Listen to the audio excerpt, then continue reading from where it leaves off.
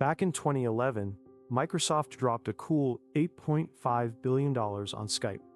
That was their biggest buy ever. And then, just over 10 years later, poof, gone. Picture this. It's 26. You're in your dorm, headphones blasting, chatting for hours with your buddy who's backpacking across Europe. That totally iconic ringtone, those simple rhythmic beeps, that meant someone was calling. You pick up, and there they are, a kind of fuzzy, pixelated face beaming at you. Seriously, it felt like magic. Free international calls, free video chats, anywhere on the planet. Skype wasn't just an app, it was how we connected. So, how did it all start? Back in 23, two Scandinavian entrepreneurs, Niklas Zennström and Janus Friis, cooked up the idea. They dreamed of a world with totally free, no borders communication. Their secret weapon? Peer-to-peer tech. Sound familiar? It's the same stuff that powered file-sharing sites like Kazaa back in the day. Basically, calls bounce between users' computers, keeping the cost ridiculously low. And people went nuts for it. 10,000 downloads on day one. 11 million users in the first year. By 25, they'd hit 59 million registered users. But Skype wasn't just about free calls to other Skype users. They also made it super cheap to call actual landlines and mobiles with Skype out and Skype in. It was a total game changer. Then, in 25, eBay swooped in and bought Skype for $2.6 billion. Their CEO, Meg Whitman, even said it was the leader in voice communications in every country of the world. Big words.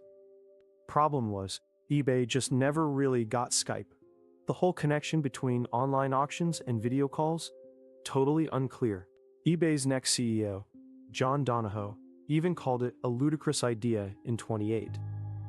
After 4 years going nowhere under eBay, a private equity firm bought most of it in 29.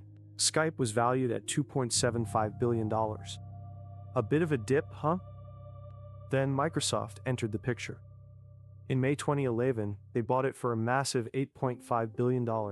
Then CEO Steve Ballmer saw it as a way to really speed up Microsoft's growth. At the time of that sale, Skype had 150 million people using it every month. Get this, it handled 40% of all international call minutes globally. But the wheels were starting to come off. Skype was built for computers and that peer-to-peer thing, and it really struggled to keep up as everyone started living on their phones. Microsoft tried to fix it, moving Skype to the cloud. But it was a messy transition. Calls wouldn't sync, notifications were late, and the app just got bigger and clunkier. People started noticing. Skype also seemed to lose its identity. In 2017, they did this wild redesign, trying to turn it into a social network, even adding stuff like Snapchat's highlights. What? That redesign? Total flop. Users hated it. Ratings tanked. And while Skype was chasing trends, apps like WhatsApp, Messenger, and especially Zoom were popping up, offering way simpler, more reliable ways to connect. Plus, Microsoft had its own internal rival. Microsoft Teams launched in 2017. While it started for businesses, they poured tons of money into it. Teams became the company's clear favorite. Then the pandemic hit. Suddenly, video calls weren't a luxury, they were essential. And Skype, which had a decade lead on Zoom, still held almost 32% of the market.